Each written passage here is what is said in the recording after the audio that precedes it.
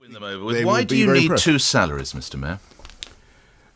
I've said many times that it's, I think, perfectly legitimate to get up, do a column for the Daily Telegraph, which I do on a Sunday. It's something that... How long does it take you? It doesn't take me very long. It doesn't. I write a column for the Sunday Express. I timed it last night. I timed it because I knew I'd be chatting with you. Go on. It took me somewhere in the region of 3 to 3.5 hours to write my Sunday Express column, which comes in at about 1,400 words. How many words do you have to provide to the Daily Telegraph? Well, it's not as many as that, and I'm able to write quickly. And in addition, I point out as well, Mr. Mayor. I've been a journalist for 30-something years. So I ask you again: how long does it take you? Well, as I say, the time can vary. I can write 1,000 words in 45 minutes if I want to. Right. So but sometimes it takes longer. Sometimes it takes. And you're longer. The mayor of London. Sometimes it takes shorter. But what I would say to you is that isn't £143,011 enough? Is of value to Londoners in the sense that I can get issues off my chest. I've got a platform to say things that I think are of advantage to the city. A Daily Telegraph column is of value to Londoners. Yes, I think it's something. Yes, how? Because I think if you look at the arguments I'm able to raise, for instance, you're the mayor. You can raise them in City Hall.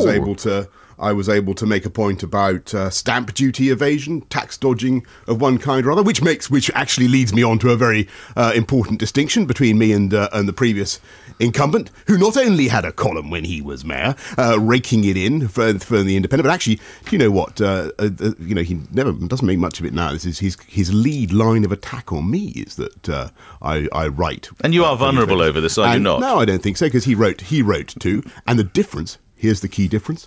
The difference, my friend, is that I pay every penny of income tax, and my old mucker, Ken Livingstone, he does not. Well, I use that term in inverted commas. He's explored a legal tax efficiency.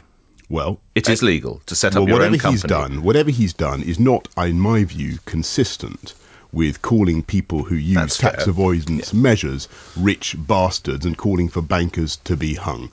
He's decided that he is a company and that his family are employees or whatever. And not only is he doing it now, but actually he did it when he was mayor. And he had a column. He had a column on the. I don't think he was remunerated to the level that you were, but you could argue he's not. That might be a journalist. Yes. And I looked. I'm probably the only human being, Nick, to have read all of his independent columns. There can't be anybody else in the world who studied these documents. And I tell you what I think happened. I think the poor fellow was sacked because it's just like reading Pravda.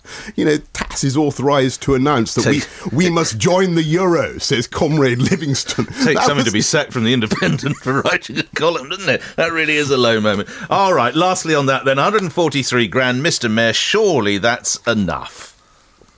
Well, as I think I've said what I've said on that, and right. I'm very proud to pay all my taxes and not to have some complicated system where I pretend to be a company.